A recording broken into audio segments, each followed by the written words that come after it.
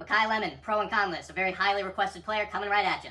Number 1 on the pro list of Makai Lemon, out of all the rookie wide receivers, if we're just strictly basing off talent on who I think is the best football player of the wide receivers, I believe Makai Lemon is the most talented of the wide receivers. I'm not saying he's going to be the best. I'm not saying that is his career outlook that he's going to be the best of the top wide receivers. I'm just strictly saying, on my flag football team, I want Makai Lemon as my receiver because he's the best at that position. The amount of things he can do, his route tree, the amount of... I mean, he's a great over-the-middle receiver, but he's also a burner. He's also a fucking slot receiver if you want him to be that. I think he fits right in where Devontae Smith was. Devontae Smith will now be playing that number 1 role. I think Makai Lemon is a perfect replacement. I don't think they lose much production by losing A.J. Brown, that being the Eagles. I believe that Makai Lemon and Devontae Smith are going to be just fine as a solid 1-2 punch at the wide receiver core. So, if you do want to draft him, just know he is the most talented wide receiver in terms of raw football skill. Now, it has its caveats and the cons. But the other thing I like about Makai Lemon, immediate timeline. He's not like a developmental wide receiver. Yeah, everyone can get better, but he's coming in good at football, and he's coming in a situation where he's immediately a starter. He's not the wide receiver 1, per se, but he is a wide receiver 2, and the people behind him aren't even close, so it's not even like a discussion. The third wide receiver on this team is someone, I don't even know. It's like, who is it? They lost Jahan Dotson, and they got shit, I don't even know. That should say exactly how much you want to know about the Eagles wide receiver core. They don't have a wide receiver 3.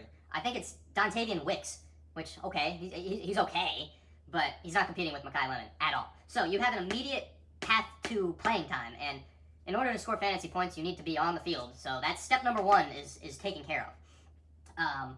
As for his player comp, if you're wondering who I think he plays like or can play like, his ceiling comp is not who he is, because this is a rare player, of course, so I say this lightly. I believe he plays like Amon-Ra.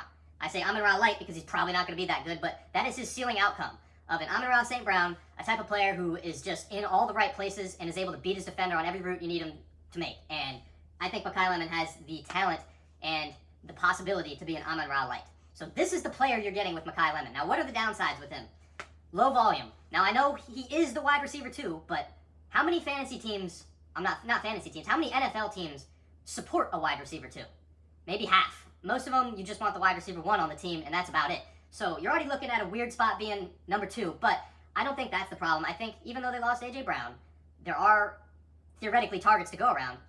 He tied into Jalen Hurts is part of the Eagles, which are a low-passing offense. We saw it last year, that the Eagles just didn't pass for shit, and it made A.J. Brown go diva mode. So that concerns me about Makai Lemon because, as I speak later, he is a diva, and that's what you're getting. But the low volume kind of scares me because they extended Dallas Goedert, and I think that means they really like him, and Dallas Goedert gets a lot of the touchdown work. Devontae Smith, I think, is going to be peppered because Jalen Hurts basically is going to look that way the entire game.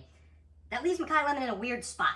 And they also drafted Eli Stowers, which is a tight end, but Eli will take up targets because the only thing Eli does good is catch the ball. He's not good for shit else as a tight end, except for just catching the ball. He's basically their wide receiver 3, I should say, that Eli Stowers is. So there is still target competition, and I would be a little concerned about Jalen Hurts' throwing ability and ability to just air it out. Jalen Hurts consistently disappoints me with how little he passes. And when it does, it's not even that good. So you are looking at an Eagles player here, which, I mean, you can say it about anything, but, and he also doesn't have the years of chemistry built up with Jalen Hurts like a Devontae Smith would have at this point in his career. I have here written weird.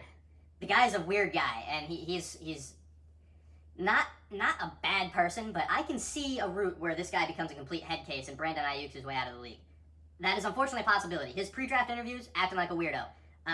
When he talks, he thinks he's big shit. He thinks he's the coolest person in the room. I don't like a guy with an ego that big.